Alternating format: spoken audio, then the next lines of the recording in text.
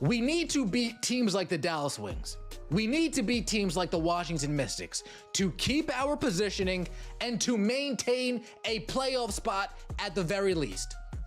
Yet Stephanie White doesn't seem to understand that concept. As soon as this team won 5 straight games, they have been absolutely awful since, winning once in the The single most damning piece of evidence that Herb Simon witnessed courtside wasn't just another blown lead or missed shot. It was watching a rookie who had just exploded for 11 points in 12 minutes get completely frozen out while opposing. Rookies dominated his franchise players. The Chloe Bai benching scandal has now reached a breaking point that exposes everything wrong with Stephanie White's coaching philosophy, and Simon finally sees it. What we're diving into today goes far, deeper than a simple rotation mistake. I'm Jax Riley, and I've been filtering through the digital breadcrumbs of this organizational meltdown, connecting the dots that other channels won't touch. The temperature of the online conversation around Chloe Bai's inexplicable benching has reached a boiling point, and for good reason. This isn't just coaching negligence. It's systematic development sabotage that Simon can no longer ignore. Here's what you need to understand about what really happened and why this single decision represents the smoking gun that could end Stephanie White's tenure. We're going to break down the statistical evidence, analyze the psychological impact on team culture, and reveal the insider intelligence about Simon's growing frustration with what sources are calling coaching malpractice. Let's start with the numbers that make this scandal impossible to defend. Just 1 game earlier against Dallas, Chloe Bai stepped onto the court and delivered exactly what this franchise has been desperately searching for: energy, efficiency, and game-changing impact. 11 points in 12 minutes. That's not just solid production, that's explosive effectiveness that should have earned her an expanded role, not a complete disappearance from the rotation. But the story doesn't end there. While Bai was riding the bench against Washington, watching helplessly as her team collapsed, the Mystics rookies were putting on a clinic that should haunt every Fever fan. Kiki Irvin, a first-year player, completely outclassed supposed all-star Aaliyah Boston with 18 points and 12 rebounds. Sonia Citron stepped up and outshined every Fever guard on the floor. These weren't veterans having career nights. These were rookies seizing their moment while Indiana's young talent rotted on the bench. This was indefensible, folks. I gotta be honest with you. This was indefensible. We lost 88-84. And let's be very clear here. We were up by 13 in the first half. 13 in the first half. I've been connecting the dots through Reddit threads, insider sources, and locker room whispers. And the signals point to something far more disturbing than a simple rotation mistake.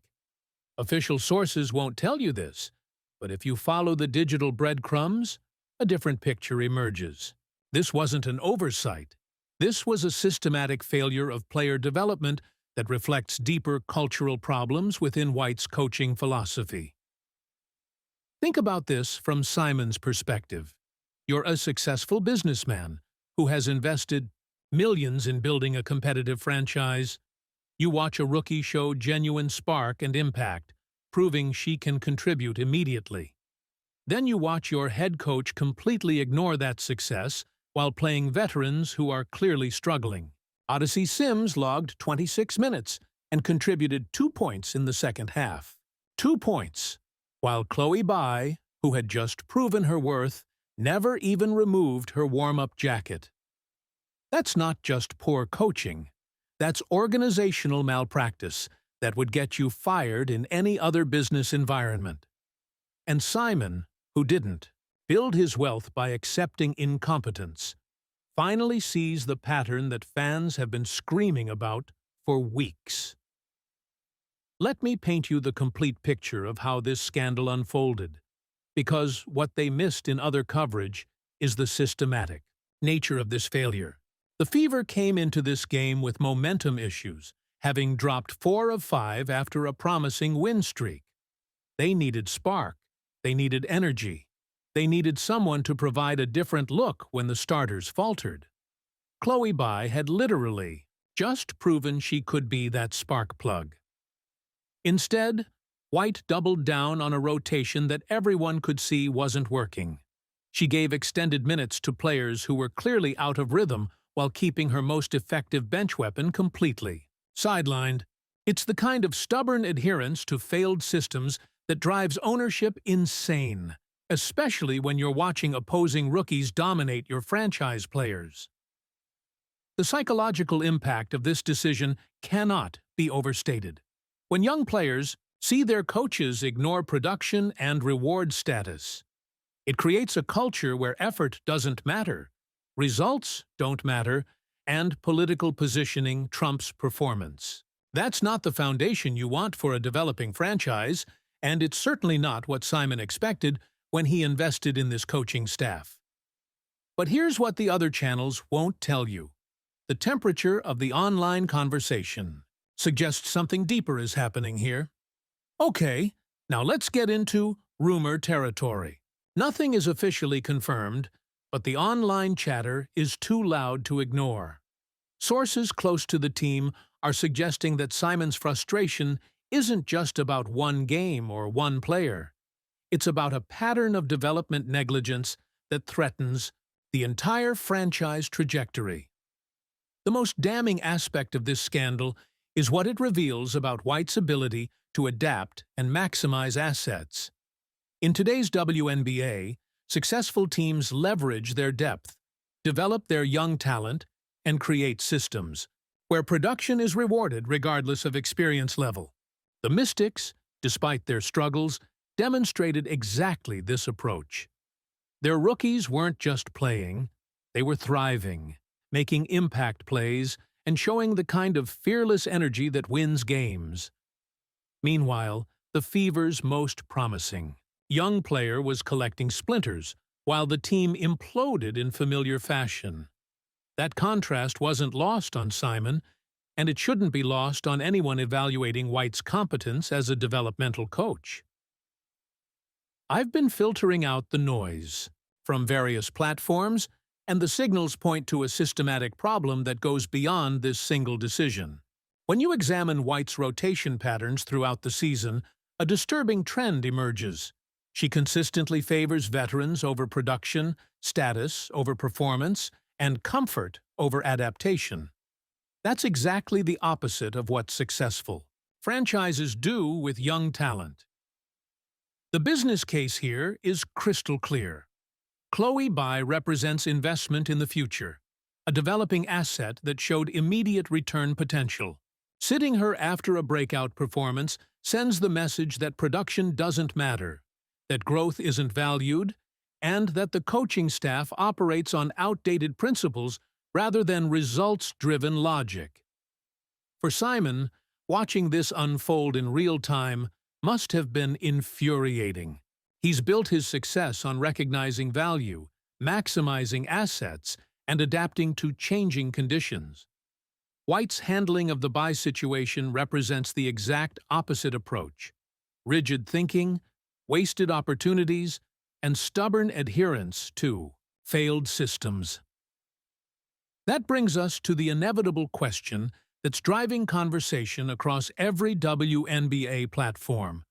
How long can Simon tolerate this level of developmental negligence? The temperature of the online conversation suggests patience is running thin, and the Bai-benching may have been the final straw that exposed the systematic nature of these problems. Let's examine the broader implications, because this scandal connects to every major issue plaguing the franchise.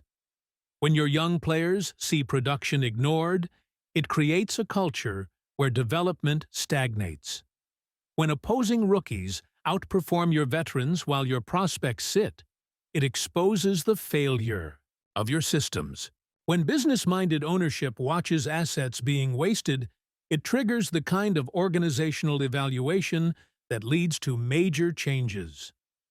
I've been reading the signals across Reddit, Twitter, and insider sources, and the narrative temperature. Mapping shows unprecedented frustration with White's developmental approach. Fans aren't just upset about losing games. They're livid about watching potential being squandered, while inferior opponents maximize their young talent. The competitive. Intelligence here reveals something that other coverage completely missed. While the Fever were wasting their developmental opportunities, the Mystics were demonstrating exactly how to leverage young talent in crucial moments. Irvin and Citron didn't just contribute, they dominated, showing the kind of fearless energy that creates momentum and changes game dynamics. That contrast should terrify anyone associated with the Fever organization. You're not just losing games, you're losing the developmental race that determines franchise futures. While your rivals are discovering and maximizing young talent, you're sitting your most promising prospects for veterans who are clearly struggling. Official. Sources won't tell you this, but if you follow the digital breadcrumbs, a different picture emerges of Simon's growing frustration with this systematic failure. Sources suggest his courtside reaction wasn't just about the loss. It was about watching a microcosm of everything wrong with the organization's approach to talent development and roster utilization. The angle nobody's covering is how this connects to broader franchise identity issues. When your coaching staff ignores production in favor of status, it creates a culture where merit doesn't matter. That's not sustainable in a competitive league, and it's certainly not acceptable to ownership that expects results-driven decision-making. Here's what they missed in other analysis. The psychological impact on team culture extends far beyond Chloe by herself. When young players see coaching decisions that defy logic and ignore production, it creates an environment where effort feels meaningless. Why push for breakthrough performances if those performances don't translate to opportunity? That cultural toxicity is exactly what Simon witnessed courtside, and it explains why his frustration has reached unprecedented levels. He's not just watching games slip away. He's watching the organizational culture deteriorate under coaching leadership that seems incapable of adapting to modern development principles. I've been connecting the dots through various insider sources, and the signals point to something that should alarm every Fever supporter. Okay, now let's get into rumor territory. Nothing is officially confirmed, but the online chatter is too loud to ignore. Multiple sources suggest Simon's evaluation of White isn't limited to game management. It extends to her fundamental approach to player development and asset maximization. The business logic here is undeniable. In any other industry, consistently. Failing to maximize your most promising assets while watching competitors excel with similar resources would trigger immediate organizational review. The buy situation represents a perfect case study in this failure pattern. Clear production ignored, development opportunities wasted, and competitive advantages squandered. What makes this scandal even more damaging is the timing. This wasn't a meaningless regular season game where experimentation might be acceptable. This was a crucial matchup against a struggling opponent, exactly the type of game where depth and energy can make the difference. Instead of leveraging their most effective bench contributor, White chose to repeat the same failing rotation patterns that have plagued this team all season. The ripple effects extend throughout the entire organization. When coaching decisions consistently defy basic basketball logic, it creates doubt about leadership competence at every level. Players lose trust in the system, fans lose confidence in the direction, and ownership begins questioning the fundamental decision-making processes that guide the franchise. For Simon, the buy-benching represents more than a single mistake. It's emblematic of a coaching philosophy that prioritizes comfort over results, status over production, and rigid thinking over adaptive strategy. That's exactly the opposite of what successful organizations require, especially when competing against teams that maximize every asset. The competitive analysis reveals something truly disturbing about the franchise trajectory. Washington Mystics proceed to go on a 18-7 run, giving them a 9-point lead. As soon as they took that lead, folks, we've seen this movie far too many times. We've seen the script far too many times. No way this team's going to come back after losing a lead in the fourth quarter. That's just not in our DNA. That's just not something that we seem capable. While the Fever waste developmental opportunities and ignore production, their rivals are building sustainable competitive advantages through smart asset utilization. The Mystics rookies didn't just play well, they demonstrated the kind of fearless impact that creates momentum and changes organizational culture. That contrast should keep Simon awake at night. You're not just behind in wins and losses, you're behind in the developmental race that determines long-term success. Every game where production is ignored and potential is wasted represents lost ground in building competitive sustainability. I've been filtering through the noise of various online discussions, and the signals point to unprecedented organizational frustration with White's handling of young talent. The temperature of the conversation suggests this isn't isolated criticism. It's systematic evaluation of coaching competence that extends far beyond game management. What really happened here goes deeper than basketball decisions. It reveals fundamental philosophical differences between modern basketball development and outdated hierarchical thinking. Successful teams in today's WNBA reward production, regardless of experience level, create opportunities for impact players and build cultures where merit determines playing time. White's approach represents the exact opposite philosophy: rigid rotations, status-based decisions, and stubborn adherence to failed systems. That disconnect with modern basketball principles explains why the franchise continues struggling while opponents with similar talent levels find ways to maximize their assets. The insider intelligence here suggests Simon's frustration reaches the core of organizational identity. He didn't invest in a franchise to watch systematic mismanagement of resources and development opportunities.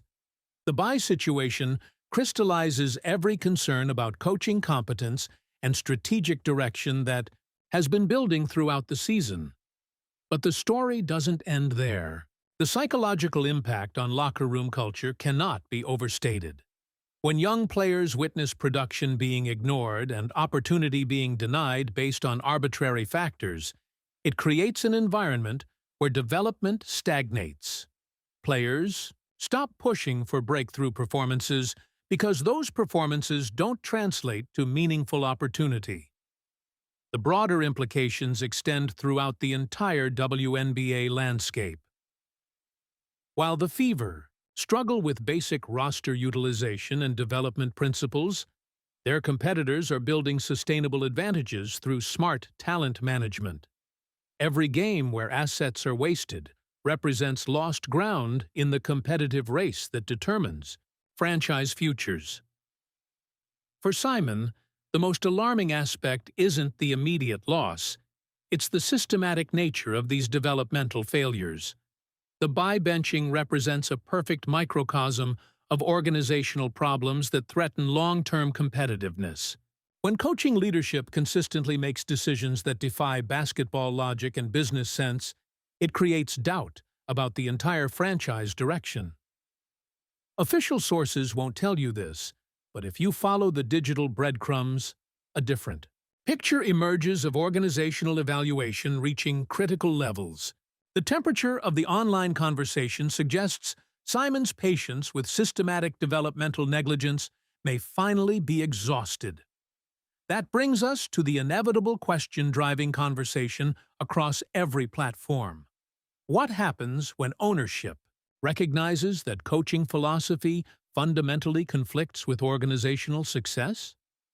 The signals point to evaluation processes that extend far beyond game management into core competency assessment. The angle that other channels won't cover is how this connects to franchise identity and competitive positioning. When your coaching staff consistently wastes assets while opponents maximize similar resources, it creates systematic disadvantage that compounds over time. The buy situation isn't isolated. It's emblematic of decision-making patterns that threaten organizational competitiveness. Here's what the numbers tell us about the broader implications. While Chloe Bai collected splinters, Mystics rookies combined for dominant performances that shifted game momentum and exposed Fever's systematic failures. That production differential represents more than statistical variance. It reveals philosophical differences in asset utilization that determine competitive outcomes. The psychological warfare aspect cannot be ignored. When opposing teams see your coaching staff ignoring production and wasting opportunities, it sends signals about organizational competence that extend beyond individual games. Rivals recognize systematic weaknesses and exploit them accordingly, creating competitive disadvantages that multiply over time. I've been reading the signals across multiple platforms, and the narrative temperature mapping reveals unprecedented frustration with White's developmental approach. This isn't just fan criticism, it's systematic evaluation of coaching competence that questions fundamental decision-making processes. The business case for organizational change becomes clearer with every wasted opportunity. Simon didn't build his success by tolerating systematic mismanagement of resources and developmental potential. The buy situation represents exactly the type of asset waste that triggers evaluation in any competitive industry. What makes this scandal particularly damaging is the visibility factor. This wasn't a practice decision or private rotation choice. It was a public demonstration of coaching philosophy that ignored production and wasted competitive advantage. Every stakeholder, from players to fans to ownership, witnessed systematic failure in real time. The competitive intelligence reveals something that should terrify franchise supporters. While the Fever waste developmental opportunities, their rivals build sustainable advantages through smart asset utilization. Every game where production is ignored represents lost ground in the race for organizational competitiveness. For Simon, the most troubling aspect extends beyond immediate results to long-term franchise trajectory.